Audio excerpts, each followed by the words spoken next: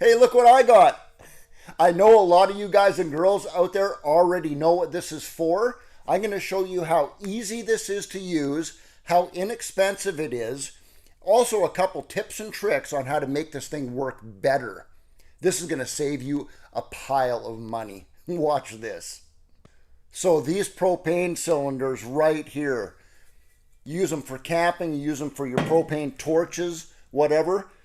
This procedure I'm going to show you right now works on those. It also works with those big tall bottles that you see with a lot of propane torches. They're all called 1 pound bottles. The reason they're called 1 pound bottles is because they have 1 pound of propane in them. Propane is liquid. These two tanks right here are completely, absolutely bone dry. They don't have any liquid in them at all. There's barely any vapors left in these things. So I want to know how much this thing weighs. My local hardware store and rental shop, Friesen Rentals, right here in Cedar, British Columbia, Canada, they were nice enough to let me use their scale. So I went and weighed this. I want to know what just the bottle weighs. Look at this. 0.89 of a pound, just under 1 pound is just what the bottle weighs with no propane in it. I took some brand new ones right off the shelf and weighed those. Look at this. A brand new one off the shelf is 1.94 pounds. So you can see it has almost exactly 1 pound of propane in it. That's why they call it a 1 pound propane bottle. This one right here, barbecue tank. It's called a 20 pound propane tank. It has 20 pounds of propane in it, not including how much the tank weighs.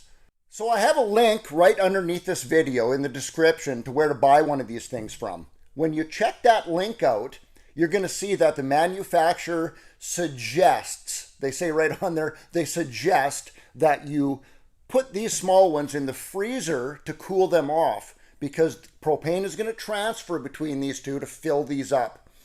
They're going to transfer from the warm one to the cold one. So you just take this little adapter right here. You screw that on nice and tight onto your propane tank. This one right here has been in our deep freeze for about the same amount of time, 12 hours. I don't think you need to do that for 12 hours. Maybe a couple hours is going to be good enough, but I left them overnight. Now you screw that one on there. So the propane in your tank, both these tanks, is liquid. The liquid's in the bottom, and up in the top is just vapors. So if we try to refill it just like this, obviously, we're just going to be filling this up with fumes. We don't want to do that. We want to fill this up with liquid propane. This one's warm. This one's cold. Guess what we got to do? Flip her right upside down. The whole thing upside down like that. Now the liquid's in the bottom. It's going to fill this with liquid propane. Here we go. And you're going to hear some hissing. Listen to this.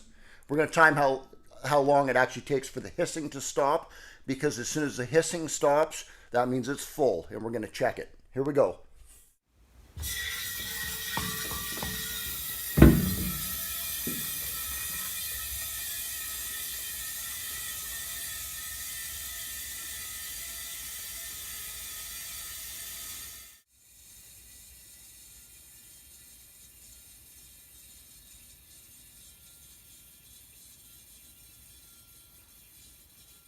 The hissing just stopped. That means that the propane bottle is full now. I know I edited that close up a little bit so you didn't have to go through the whole thing. That took exactly 1 minute and 21 seconds from beginning to end. Now what do we got to do? Just take that whole thing, flip it back up like that. Turn your valve off. Don't forget to turn that valve off. And this is really important, you guys. PPE, you can use this stuff through the whole procedure if you want to, but this is really critical you do this at the end. I'll show you why in a second. I'm going to put my safety glasses on and my leather gloves, because when you undo this, it could spray propane out on you, in your face, on your hands. It might not, but here's what's important right here. You need to undo the small bottle first. Because if you unscrew it off of the big bottle first, then there's no valve in between the small bottle and that valve. You'll have propane shooting all over the place. So pull the small bottle off first. You'll hear a little pop, probably. Well, a little bit right there. That's normal. That's heavy. That's heavy right there.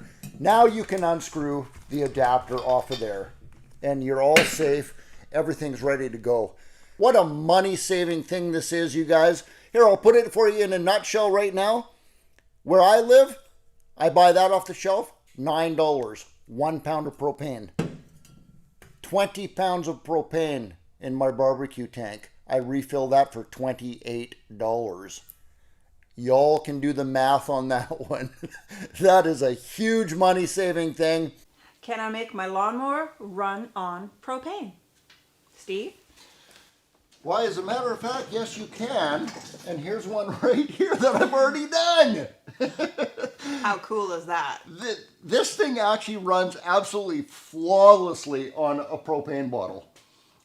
There's no gas in it. There's not even a float bowl on this thing. Of course, it's running on propane. April just watched me mowing snow out in the driveway just to test this thing out. It works awesome. So the answer is yes, you can. Now, we are about halfway through filming an actual video, a how-to video on how I made that thing work.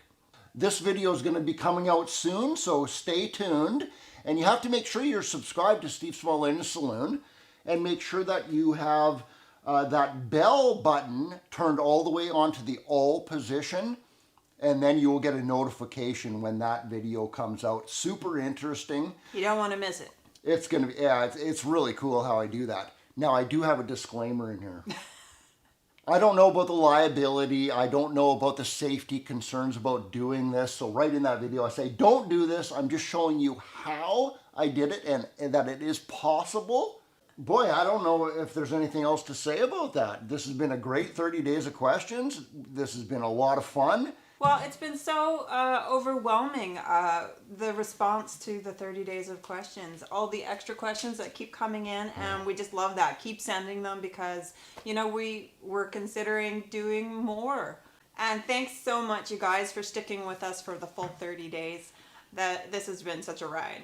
And if you missed any of the 30 questions, you can always look down in the description of any of the videos and you'll find them all listed there, or you can go back to the channel and see it in the Saloon Mail playlist.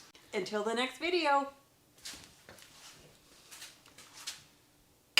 Steve and April out.